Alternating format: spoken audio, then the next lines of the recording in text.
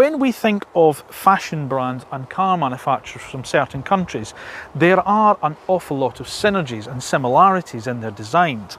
If you think about Germany, where you have Hugo Boss, very clean cut, very precise tailoring on a two-piece suit, it makes you think of Mercedes-Benz, BMW, Audi. Move to Italy, where you have the flamboyance of Versace, and we start thinking of Lamborghinis and Ferraris. And then the sartorial elegance of Savile Row in London, England, gives us images of Rolls-Royce, Jaguar, Bentley, Aston Martin and Range Rover. But France, well, that's a difficult one, because they've got huge fashion brands such as Chanel, Yves Saint Laurent and Louis Vuitton. But nowadays, what are they going to compare those to? Peugeots? Citroens? I mean, they used to give us Delahaye, Delage, Bugatti. But nowadays, could you really compare a little Chanel black dress with a Peugeot 308? I don't think so. Well, that's where DS Automobiles step in. The once sort of posh Citroen is now a standalone brand within the PSA group. And they don't really want you to think of them as a car manufacturer at all. They want you to think of them as a fashion label, even going so far as to call the dealerships salons. But does it work? Let's find out.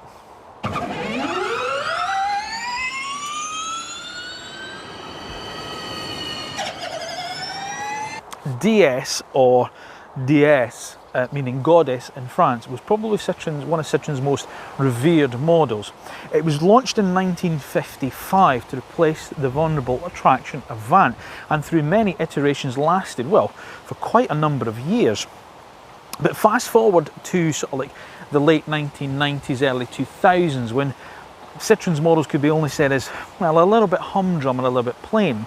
To inject a little bit of pizzazz into the model range, they brought out the DS3 hatchback. It was a small, chic little super mini designed to take the fight to Mini.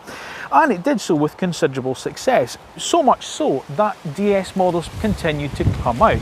There was a sort of semi-crossover style DS4, there was the real avant-garde 5-door DS5, but they were, to all intents and purposes, still badged as Citroens. Well, that was until 2014, when PSA Group decided to separate DS Automobiles into a completely standalone brand.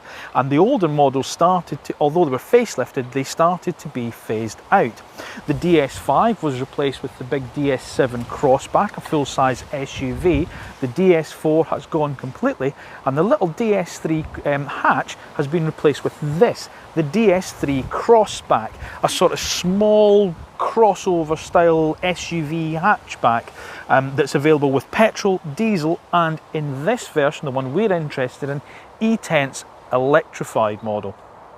Well, you certainly can't call it anything else but distinctive. I mean, look at it. You're not going to mistake it for much else out there on the road. Diamonds are very much the order of the day here. I mean, they're everywhere you look, including the inside, but we'll see that later. But look at the front visage of this thing. Big bold DS logo here and this big grille. Doesn't make any difference whether it's petrol, diesel or electric. The styling is the same, bar for this little E Tense badge here, just to signify that it's the electric model you have. But look at this lovely big grille here with this sort of moustache line here and these matrix LED lights with the three little lamps inset here and this swage down there, a daytime running lights. But then you move up to the bonnet and, as I say, there's a central spine down it, and then these lovely big kind of, I don't know, humps and lines that just draw your eye when you're driving it right down the centre of the bonnet. I mean, it's so distinctive and different. But wait till you see it from the side. So it's a slight crossover style, so it sits slightly higher than you'd expect a small hatchback to do. But it's not a big SUV, look. It's just the size of an almost like 5-door Super Mini really, but sitting much higher. You've got these lovely sort of like wheel arch extensions here. 18-inch alloys in this car, but they don't actually affect the ride that much. We'll see that when we're driving it, because the tyres have got good big sidewalls on them. Then look at this line here. What's that all about? That looks fabulous. And then this sort of dorsal fin that's in the back door, that's very similar to what we had on the little DS3 hatchback, but on a 3-door, and it worked really well. On a 5-door, well, I think it looks distinctive, but as we'll see later, it does have its limitations. The door handles, these flush pop-out door handles that go in and out, just absolutely fabulous. And this contrasting roof colour that you can have, although you can have it body colour. And then we move across the back. The car's full of little details. You'll see them all around the car. Little DS logo here. You've got the little DS logos inset in the lights as well. Really, really thoughtful and distinctive design touches, and I really like it. And then, as I say, we get round the back, you've got this lovely kind of short, sharp back to the car, like a little 5-door hatchback. Lovely big rear spoiler, distinctive rear LED lights, and I love this crossback engraving on the handle here above the big bold DS logo.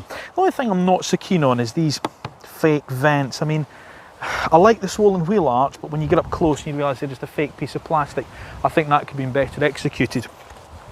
The other downside as well is, that's not where the handle is, it's actually down underneath here. So your hand gets a bit filthy because all the road dirt that's there. Also with the electric car, you don't get the big bold exhaust pipes that you do on the petrol ones, but you do get these nice little Cologne flashes in there. But on the whole, a great little effort from them, and very distinctly French, and really, really interesting little car to look at. Now, boot space is reasonable at 350 litres. I'm afraid I don't have my big suitcases this week to show you, but here is my sort of camera bag, and the bag you get for storing the cables in. There's no underfloor storage in the car, much like the other cars in the PSA group, such as the Peugeot E28 and the Vauxhall Corsa E that we've featured before. So you are down to just this bag. But you do get with DS the emergency 3-pin plug charger, which is a nice thing to have.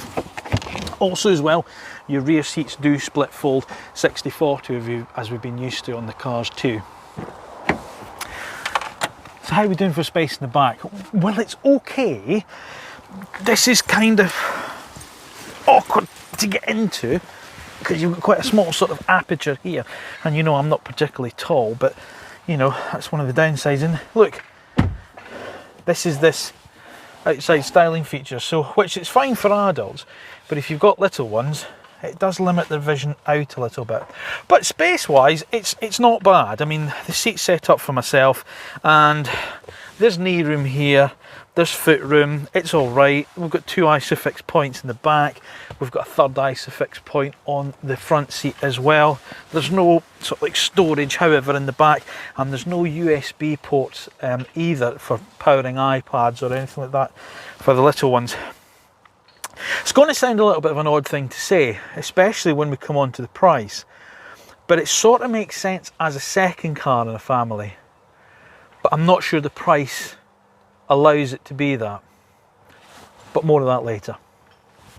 Well, much like the exterior, the interior is going to divide a huge amount of opinion. But look at it. Look at this design. It is absolutely, you're either going to love it or you're going to hate it. It's a bit like, as I say, the outside. I think this is phenomenal looking in here. Now, this is what they call the Opera interior, where you get this sort of watch strap leather, which is some of the softest leather I think I've ever sat in a car. It is stunning. The only downside is in between here, you're going to have a real crumb catcher sort of thing in here with the kids. Don't let the kids eat inside the car. In fact, my daughter's been banned from eating inside this car this week. But you also get the wonderfully named Rivoli, Bastille, and slightly dreary performance line interiors as well, which have either different materials and they use different sort of like trims and textures, but looks fantastic. So the diamond theme is continued all along here. Like the Peugeot, you've got a really distinctive digital driving display in front of you, which you can sort of configure how you want it. I've got it just now on sort of like on the navigation, but you can move it to sort of like dials where you have, there you go there, all your little kind of dials, you know, and just set an energy reading and set up how you personalise it. But it just looks fab. It's not quite the 3D effect that the Peugeot has, but it's certainly a lot more interesting than the Vauxhall Corsa variant of this as well. And then you've got this big screen up here, which is touch sensitive too. It's all touch screen, which is lovely. But then they've got these buttons here, which are touch sensitive, but they don't really have any feedback, and I'm never really sure whether I'm touching them or not. It's weird. You just press and you hope that it's actually worked. Which is, I suppose, it's alright. But I'd just like them maybe just to go in a little bit so you can actually see what you're doing. But then, look down here. You've got nothing's where you expect to find it. That's the other thing about the car. Nothing's where you expect to find it. I mean, the electric window switches aren't here. They're down here. The electric park brake, which on most cars is here, is forward here. You've got the drive modes here. You've got the electric mirror switch, which is tucked in away underneath here, which is just weird. But the wheels are nice, sort of like sized and to hold. It's not quite round, but that's quite nice. And they've got normal kind of column stocks. But if they put the door handles on the ceiling, I genuinely wouldn't have been shocked. Now, you've got a huge amount of equipment in here as well. As I say, we've got the touch screen, we've got Bluetooth, there's a wireless charging pad down here for the mobile, we've got a couple of cup holders, we've got a couple of USB ports in the front. Weird that they're not in the back, but there you go, they don't. Multi-function steering wheel, there's heated seats in this car as well, which is nice. There's this head-up display which you can adjust, which is nice as well. But it's more than that, it's the feeling of the materials that really stand it apart. I mean, the design is one thing, and as I say, you'll either get on with that or you're not.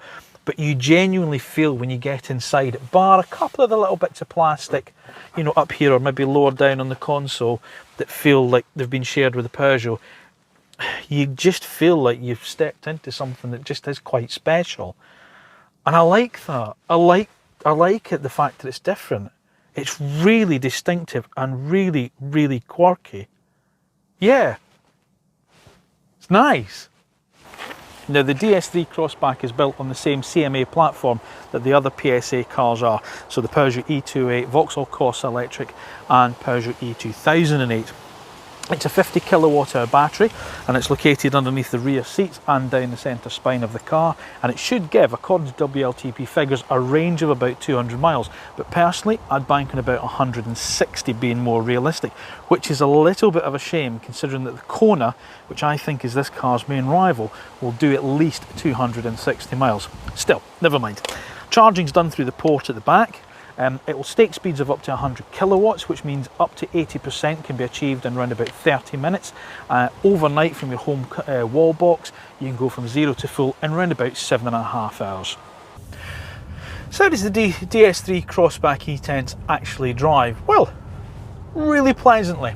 And I don't use that word lightly. It is a pleasant little car to drive around in. Now, power-wise, it's 136 horsepower. So like the Peugeot 208, Corsa, same power as those cars, because obviously it uses the same motor. So it will saunter past 60 miles an hour in 8.7 seconds onto a top speed of 93 miles an hour. Now that's fast enough, to be honest with you. It doesn't need to be any quicker than that because it's not really the raison d'etre of this car. What I think the raison d'etre of this car is comfort, and this is where it really wins over the Kona. Now, confession time. We've driven the Kona, we've tested the Kona, we filmed the Kona. Unfortunately, the files of the filming were all corrupted, so we couldn't publish it, so apologies. But to give you an idea, the Kona is 200 brake horsepower, so it is faster than this car. But where the Kona loses out a little bit is in its refinement. Now, I think we've mentioned this before in a couple of the other films. It's not as refined as we expected it to be, and the DS3 is. The DS3 has a refinement to it that the Kona cannot match. It's the road noise with the Kona that you really notice. It comes through the wheel arches. It's a weird kind of resonance. You just don't get it with the DS3. And also as well, the suspension with the DS3. They've not tried to make it sporty. Now, okay, it's on 18-inch wheels and there is a slight firmness to that, but where it counteracts that is in the softness of these seats. They're so beautifully soft. The ride comfort of the DS3 is, beyond question, one of the best that you'll find in the class, if not the best in class. It is a beautifully comfortable little car to spend time in. So that's what I think is the real selling point of the DS3. It is the comfort, and that's really, really nice to see. They haven't gone chasing something sporty. They've gone down the route of going, nope, that's not what we're about. We're about comfort. We're about style and comfort, and they've won as far as I'm concerned with that basis. Other areas that we need to talk about is obviously going on from that in the chassis department is the steering, which is again nice. It's fine. It's not the most communicative, but it's certainly not going to, you know exactly where the wheels are pointing, and that does the job of actually turning the car, which is the main thing about it. The wheel itself, however, is what I've referred to as the Goldilocks steering wheel. So it's bigger than the 208s, smaller than the Corsa. It's just right, in other words. It's got a nice feel to it, it's got a nice girth, a lovely diameter. The driving position itself is really, really good. You just get yourself really comfortable in here, and it's perfect as far as I'm concerned. There has to be a negative, and we're back to the Achilles heel of the PSA cars, and it's the brakes. They just don't provide the feedback of some other rivals. They've got a woolliness to them that's just disappointing, and I can't really say any more than that. You've got two-stage regeneration. When you're in normal drive and you lift off, the car will coast, or you pull the little pistol grip drive lever back into B mode, and you get a small amount of regeneration. Weirdly, you can really feel it. As soon as you pull back on it, you really feel the car just pull back, which is a bit odd. But again, it's got a nice kind of retardation. It bleeds in well, but it is just one stage regenerative braking, so it's not quite the kind of one pedal driving that you get with something like, say, the Nissan Leaf or some of the other rivals. Listen to that indicator noise. I really like that. That's a really pleasant noise. Just thought I'd mention it. Where was I? Ah, yes, the brakes. So that's the downside. The rest of the drive is really nice. You've got 3 driving modes that we've been used to these cars. There's economy, normal, and sport. Driving it around in normal mode, absolutely fine. When you pop it into sport, it does step things up. You do feel a noticeable difference in sport. It delivers a little bit more power and torque when you're in sport as well. That's obviously where they record their kind of performance times, is when they've got it in sport mode. And as I say, you do feel a difference when you engage the sport mode, but it really isn't necessary. And actually, just for pottering around about, normal mode is plenty quick enough as far as I'm concerned. But yeah, have a try with it if you've got one, because you'll feel a difference. The driving position is really good. As I say, the seat's comfortable, the wheel's in the right place, the pedals are nicely positioned out. The only thing I will say with regards to the driving position is, going back to the styling of the car when we're on the outside and then in the back, this sort of dorsal fin style on that rear door, you do notice it as you look over your shoulder. Now, as I say, I'm not a particularly tall guy, so I don't sit, or I don't think I sit particularly far back, but I'm very much aware, like I was in the Peugeot, of these pillars. And as I say, when you glance over your shoulder, you see that piece of plastic that's on that back window, which isn't ideal. But you do get the usual safety measures that we've been used to with these cars. You know, the lane keep assist, the autonomous braking. You've got a really nice head-up display in this car as well, which you can adjust the rake of. It gives me my speed. It tells me my lane, my lane positioning, and also the speed of the road that I'm on as well, which is really quite nice and it's quite handy. So that's good. Now, you have 4 trim lines available in the DS3 Crossback E Tense. It starts with the Performance line, then you move to the Prestige, the Ultra Prestige, which this car is, and La Premiere, which sits at the top of the tree. Prices start from £33,000 and move up to £40,000 once you've taken into account the £3,000 plug-in car grant that's currently available from the UK government at time of filming. So it's not a cheap car. So what else are you going to be looking at when you're looking at something like this? Well, as I said all along, I think the main rival for this car is going to be the likes of the Hyundai Kona. But bear in mind that car shares its platform with things like the Kia Soul and the Kia e-Niro, but they are slightly bigger, both of those two, so it's really the Kona that's going to be the similar size. Of course, it's a little bit more style over substance, the DS3 Crossback, and given that the old DS3 hatchback used to play along with things like the Mini and the Fiat 500, then maybe it's more of the style-orientated smaller EVs that you might consider, such as the Mini Electric and the Honda E, but then it is slightly bigger than them, so it's quite a difficult car to pigeonhole from that point of view. And bear in mind what I said with the Volkswagen ID3 film, that 30 to 40,000 pound bracket is really starting to hot up. It's not as easy as you think trying to place this little thing, you know. So here's what we like and what we don't like about the DS3 Crossback E Tense. We like its styling, the interior design, its comfort and refinement, and the fact that it's different. We don't like it's expensive. The brakes still aren't up to the job. Form over function with some of the switchgear, and the visibility is limited inside the car. So, how do we sum up the DS3 Crossback E Tense? And importantly, is it a better car than its main rival, the Hyundai Kona Electric? Well, if you look at raw numbers to judge a car in terms of range, performance, price, no, it's not. It's not better than the Kona. The Kona is a great little car. In a lot of ways, it does have this one licked. But if you want something a little bit left field, a little bit quirky, and just a little bit different, then that brings the DS3 Crossback back into play. Is it a better car than the Kona? No. Do I prefer it to the Kona? Yeah, I do. I think they've done a great job with it. I love the quirkiness with it. I love the design of it, and despite all its little flaws, I really enjoy driving the car. And let's remember, it was Coco Chanel that once said, in order to be irreplaceable, one must also be different. And that's certainly what the DS3 Crossback is. It's different. Thanks for watching AutoEV. We'll see you again soon.